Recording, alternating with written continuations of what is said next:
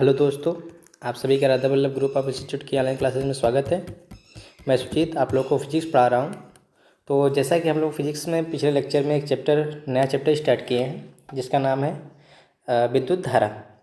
तो इसी चैप्टर्स में हम आगे पढ़ेंगे कि सेल का विद्युत वाहक बल क्या होता है।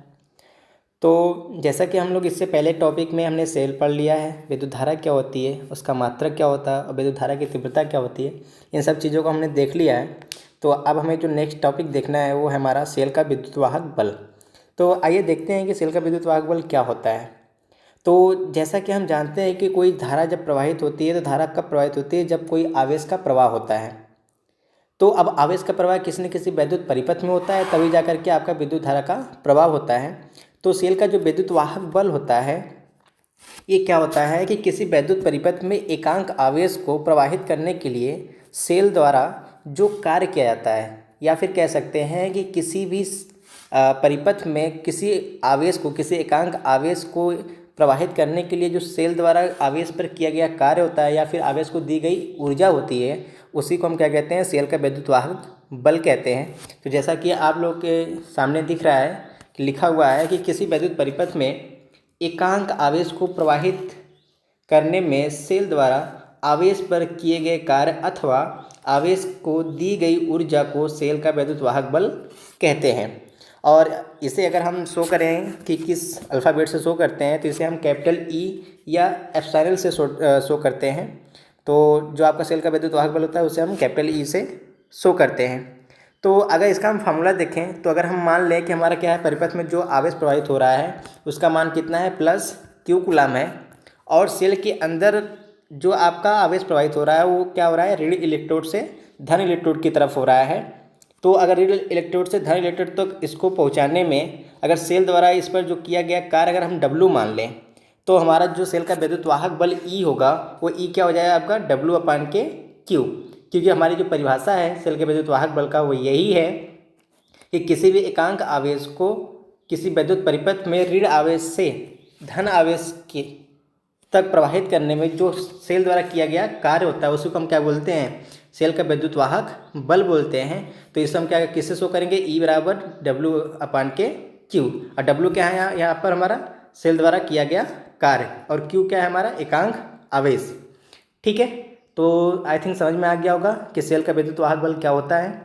ठीक, तो आइए देखते हैं इसका मात्रक क्या होता है। तो जैसा कि हमारा डब्लू क्या होता है, कार्य का मात्रक क्या होता है, जूल, और क्यू क्या है हमारा आवेश है, आवेश का मात्रक क्या होता है, कूलाम।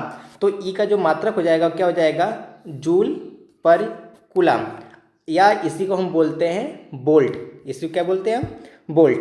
अगर इसकी विमीय सूत्र की बात करें तो जूल है हमारा, डब्लू कार्य है, तो हम कह सकते हैं कार्य हमारा क्या होता है, बल गुणे दूरी। ठीक है, तो बल का क्या होता है हमारा एम एल टी की पावर माइनस टू। तो एम एल टी की पावर माइनस टू में एल से मल्टीप्लाई कर देंगे तो एम एल स्क्वायर टी की पावर माइनस टू हो जाएगा। और आवेश हमारा है, आवेश क्या है, आई इंटू टी। तो टी हमारा ऊपर चला जाएगा तो टी की पावर माइनस थ्री हो जाएगा, और ए ऊपर चला जाएगा तो ए के पावर माइनस वन हो जाएगा। तो इस तरीके से हम बीमा निकाल सकते हैं। तो बीमा क्या हो जाएगा हमारा एम एल स्क्वायर टी के पावर माइनस क्यू ए के पावर माइनस वन। ठीक है, अगर हम एक वोल्ट की परिभाषा बनाएं कि एक वोल्ट हमारा कितना होता है, अगर हम सेल के विद्युत वाहक बल की बात करें कि एक वोल्ट हमारा कितना होता है, तो उसकी अगर परिभाषा को हम देखें यहाँ पे, तो हमारा एक वोल्ट कब कहलाएगा, जब हमारा किया गया कार्य कितना हो, एक जूल हो, और हमारा आवेश कितना हो, एक कूलाम हो। तो कहने का मतलब ये है कि यदि सेल सहित संपूर्ण परिपथ में एक कूलाम आवेश को प्रवाहित करने पर सेल द्वारा आवेश को दी गई ऊर्जा कितनी हो, एक जूल हो, तो सेल का ईएमएफ मतलब होता है आपका इलेक्ट्रोमोटिव फोर्स, जिसको हम हिंदी में बोलते हैं सेल का विद्युत वाहक बल। तो विद्युत वाहक बल को ही हम इंग्लिश में बोलते हैं इलेक्ट्रोमोटिव फोर्स, तो इसको हम शॉर्ट फॉर्म में लिखते हैं ईएमएफ। तो सेल का विद्युत वाहक बल कितना हो जाएगा, एक वोल्ट हो जाएगा। कहने का मतलब है कि अगर सेल सहित संपूर्ण परिपथ में एक कूलाम आवेश को प्रवाहित करने पर सेल द्वारा आवेश को दी गई अगर ऊर्जा कितनी हो, एक जूल हो, तो सेल का जो ईएमएफ होगा, विद्युत वाहक बल होगा, वो कितना होगा आपका, एक वोल्ट होता है। तो एक वोल्ट की परिभाषा ये हो गई आपकी। ठीक है, तो आइए नेक्स्ट टॉपिक देखते हैं। नेक्स्ट टॉपिक क्या है हमारा, सेल का आंतरिक प्रतिरोध। जैसा कि हम जानते हैं किसी भी हमारी परिपथ में हमारा क्या होता है, प्रतिरोध होता ही होता है। कोई भी परिपथ हमारा आइडियल नहीं होता है। ऐसा नहीं होता है कि वो क्या उसमें कोई हमारा प्रतिरोध ना हो। हर एक वायर का, हर एक चालक जो होते हैं उनका अपना खुद का कुछ ना कुछ रेजिस्टेंस होता है, और कुछ ना कुछ रेजिस्टेंस क्या होते हैं उसमें जोड़े जाते हैं, एक्स्ट्रा लगाए जाते हैं। जैसे हमारी कोई भी डिवाइस होती है, बल्ब हो गया, कोई भी चीज़ें हैं जिसको हम यूटिलाइज कर रहे हैं, जिसको हम यूज कर रहे हैं, वो सारे हमारे क्या होते हैं, हमारे लिए प्रतिरोध ही होते हैं, रेजिस्टेंस ही होते हैं। तो इसी प्रकार से आपका सेल भी किसी न किसी मटेरियल का बना होता है। तो सेल के अंदर भी आपका क्या होता है, प्रतिरोध होता है। और प्रतिरोध जैसा कि हम जानते हैं, प्रतिरोध क्या होता है, जो कि विद्युत धारा के प्रवाह का विरोध करता है, उसको हम क्या बोलते हैं, प्रतिरोध बोलते हैं। तो यहाँ पे हमें देखना है कि सेल का आंतरिक प्रतिरोध क्या होता है। तो आइए देखते हैं हम कि सेल का आंतरिक प्रतिरोध क्या है। तो सेल के अंदर उपस्थित वैद्युत अपघट्य पदार्थ द्वारा सेल के अंदर आवेश के प्रवाह में डाले गए विरोध अथवा रुकावट को सेल का आंतरिक प्रतिरोध कहते हैं। चूँकि आपका जो यहाँ पे आवेश का प्रवाह होगा वो ऋण आवेश से धन आवेश की तरफ होता है। और इन आप दोनों जो इलेक्ट्रोड होते हैं, धन आवेश और ऋण आवेश, इन दोनों के बीच के में क्या होता है, आपका वैद्युत अपघट्य होता है। और वैद्युत अपघट्य द्वारा ही आपके विद्युत धारा के बीच में जो प्रवाह में जो रुकावटें आती हैं, जो विरोध उत्पन्न होता है, उसी को हम क्या बोलते हैं, सेल का आंतरिक प्रतिरोध बोलते हैं। ठीक है, तो यहाँ पे हमने क्या लिखा है, सेल के अंदर उपस्थित वैद्युत अपघट्य पदार्थ द्वारा सेल के अंदर आवेश के प्रवाह में डाले गए विरोध अथवा रुकावट को सेल का आंतरिक प्रतिरोध कहते हैं। और इसे हम किससे शो करते हैं, स्मॉल आर से। वैसे जनरली हम जो रेजिस्टेंस होता है, प्रतिरोध होता है, उसको हम कैपिटल आर से शो करते हैं, लेकिन इस सेल का आंतरिक प्रतिरोध है, इसे हम किससे शो करेंगे, स्मॉल आर से प्रदर्शित करेंगे। और इसका मात्रक वही होता है जो आपका प्रतिरोध का होता है, तो इसका मात्रक भी कितना होगा, ओम होगा, जिसको हम ओमेगा से शो करते हैं। ठीक है, बात अगर करेंगे कि हमारे आंतरिक प्रतिरोध जो होता है उसके द्वारा हमारा विभव पतन, क्योंकि जाहिर सी बात है कि जो भी हमारा प्रतिरोध होता है वो हमारा क्या करता है कि जो हमारे विभव होते हैं उनमें क्षय उत्पन्न करता है, मतलब विभव वोल्टेज में हमारा कमी लाता है, उसमें कहीं ना कहीं हमारा वोल्टेज को कम करता है। तो जो आंतरिक प्रतिरोध है, इसके कारण जो विभव में पतन होता है, विभव में जो क्षय होता है, वो कितना होता है आपका। तो जैसा कि हम जानते हैं V बराबर क्या होता है, I इंटू आर। तो I क्या है, हमारा परिपथ में प्रवाहित विद्युत धारा है, और R हमारा क्या है, रेजिस्टेंस है, प्रतिरोध है। तो इसमें जो हमारा विभव पतन होगा, इस प्रतिरोध के कारण जो विभव पतन होगा वो कितना होगा, I इंटू आर। ठीक है, अगर हम बात करें कि किसी आइडियल बैटरी की, कोई अगर आइडियल बैटरी है तो उसमें जो आंतरिक प्रतिरोध होता है वो कितना होगा, शून्य होगा।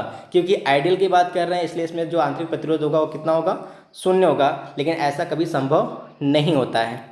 ठीक है, तो आइए नेक्स्ट देखते हैं कि सेल का टर्मिनल विभवांतर क्या होता है।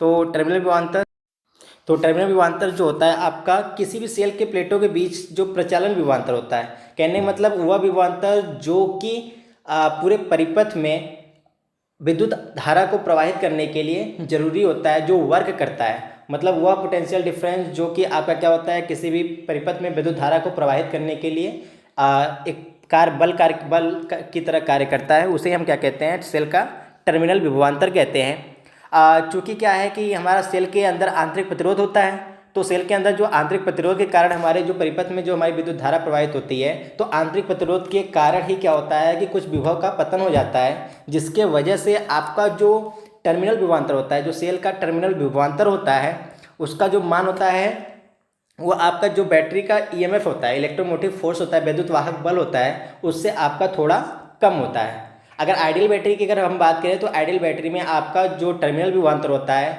और साथ ही साथ आपका जो इलेक्ट्रोमोटिव फोर्स होता है, विद्युत वाहक बल होता है, दोनों आपस में क्या होते हैं, बराबर होते हैं। तो जैसा कि आपको यहाँ दिख रहा है कि किसी सेल के प्लेटों के बीच प्रचालन विभवांतर, जिसको हम बोलते हैं ऑपरेटिंग पोटेंशियल डिफरेंस, कहने का मतलब ये है कि किसी परिपथ में वह विभवांतर जो कि किसी विद्युत धारा को प्रवाहित करने के लिए, किसी आवेश को प्रवाहित करने के लिए आवश्यक होता है, उसे हम क्या कहते हैं, टर्मिनल विभवांतर कहते हैं।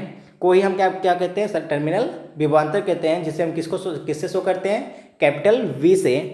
तो अगर हम बात करें वास्तविक बैटरी, अगर आइडियल कंडीशन की बात ना करें, अगर हम वास्तविक बैटरी की बात करें तो इसमें हमारा कुछ ना कुछ क्या होता है, आंतरिक प्रतिरोध होता है, जिसे हम स्मॉल r से शो करते हैं, जिसके कारण हमारा क्या होता है, कुछ ना कुछ विभव पतन भी होता है।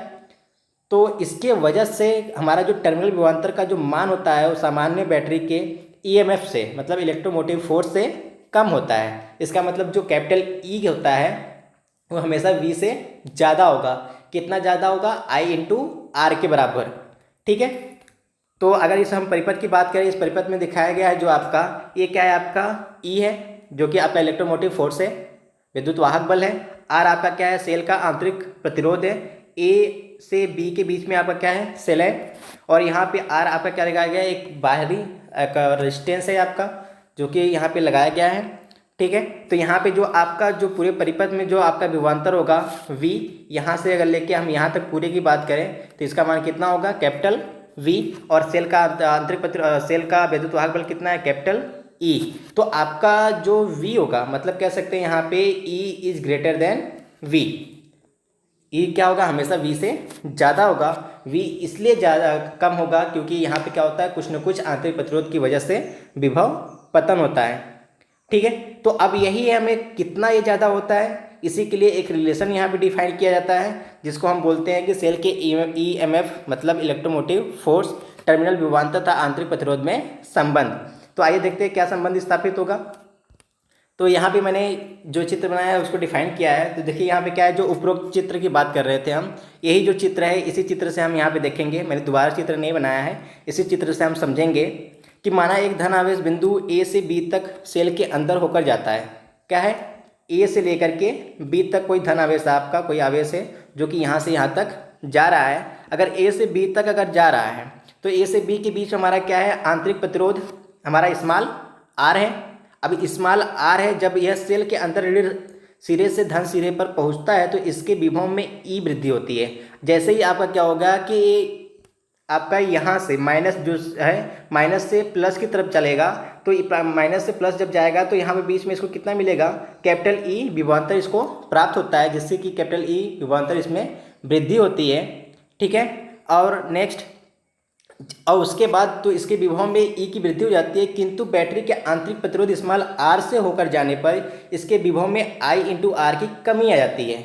अब उसके बाद क्या है, यहाँ से तो ये गुजर गया, यहाँ से गुजरा तो इसमें क्या हुआ, ई की वृद्धि हुई, ई की क्या हो गई, यहाँ पे वृद्धि हुई। लेकिन जैसे ही ये आगे बढ़ा तो यहाँ पे आर रेजिस्टेंस की वजह से इसमें आई इंटू आर विभव का क्या हो जाएगा, कमी हो जाएगा। तो आई इंटू आर का जब कमी हो जाएगा तो पहले कितना हुआ, ई बढ़ा, उसके बाद कितना माइनस हुआ, आई इंटू आर। तो यही क्या हो जाता है, आपका वी के बराबर हो जाता है। तो यहीं पे आपका देखिए यहाँ पे आर में से होकर जाने पर इसके विभव में आई आर की कमी आ जाती है। अतः बैटरी का जो टर्मिनल विभवांतर होगा वो कितना हो जाएगा, V बराबर E minus I into are. ठीक है, तो यही हमारा क्या होता है, रिलेशन होता है किसमें, V में, E में और स्मॉल r में। यही हमारे इसी रिलेशन को हम बोलते हैं यहाँ पे कि सेल के विद्युत वाहक बल EMF, जिसको हम शो करते हैं सेल का आंतरिक प्रतिरोध स्मॉल r और टर्मिनल विभवांतर कैपिटल V में संबंध। आई क्या है यहाँ पर, जो कि आई क्या है, विद्युत परिपथ में, संपूर्ण परिपथ में बहने वाली धारा है। ठीक है, तो अगर हम बात करें यहाँ पे कि बैटरी के खुले पथ होने पर, खुला पथ होने पर क्लोज लूप नहीं है, अब क्या है, ओपन है, कहीं से कहीं हमारी क्या है, कहीं से बीच से हमने सर्किट को क्या कर दिया, अलग कर दिया है। तो उस कंडीशन में, अर्थात अगर उस कंडीशन में क्या होती है, धारा कोई प्रवाहित नहीं होती है, मतलब आई का मान क्या हो जाएगा, जीरो हो जाएगा। जब धारा प्रवाहित नहीं होगी तो हम क्या करेंगे, इसमें आई का मान अगर जीरो रख देंगे तो ये पूरा का पूरा भाग क्या हो जाएगा, मेरा जीरो हो जाएगा। तो इस कंडीशन में हम कह सकते हैं V बराबर क्या हो जाएगा हमारा, ई। तो इस कंडीशन में जब V बराबर हमारा क्या हो जाएगा, E, तो यहाँ पे हम कह सकते हैं कि अब इस कंडीशन में हमारा जो टर्मिनल विभवांतर V होता है और वैद्युत वाहक बल जो E होता है, दोनों आपस में क्या होते हैं, बराबर होते हैं। मतलब जब तक आपका पूरा का पूरा डिवाइस, आपका पूरा का पूरा सर्किट वर्क कर रहा है, वर्क करने का मतलब क्लोज लूप बना रहा है, इसमें करंट का फ्लो हो रहा है, तब तो इसमें क्या होगा, कुछ आंतरिक प्रतिरोध की वजह से विभव पतन होगा, जिसके वजह से आपका जो कैपिटल V का मान होता है स्मॉल v कैपिटल E से कम होता है। कितना कम होता है, आई इंटू आर। लेकिन अगर यही ओपन लूप हो, खुला परिपथ हो, तो उसमें क्या होगा, आई प्रवाहित ही नहीं होगा। जब आई प्रवाहित नहीं होगा तो आई इंटू आर का मान शून्य रहता है, अर्थात हम कह सकते हैं कि V की तक क्या होता है, E के बराबर होता है। ठीक है, तो ये रिलेशन किसके बीच था, V, E और R के बीच था। ठीक, अब नेक्स्ट हमें जो देखना है वो है हमारा ओम का नियम। तो ओम का नियम क्या कहता है, आइए देखते हैं। मेरे हिसाब से टॉपिक लंबा हो जाएगा, तो आज के लिए इतना ही करते हैं। ओम का नियम हम नेक्स्ट लेक्चर में देखेंगे, इसको अच्छे से समझेंगे, थोड़ा टाइम देंगे इसमें। तो आज के लिए बस इतना ही, धन्यवाद।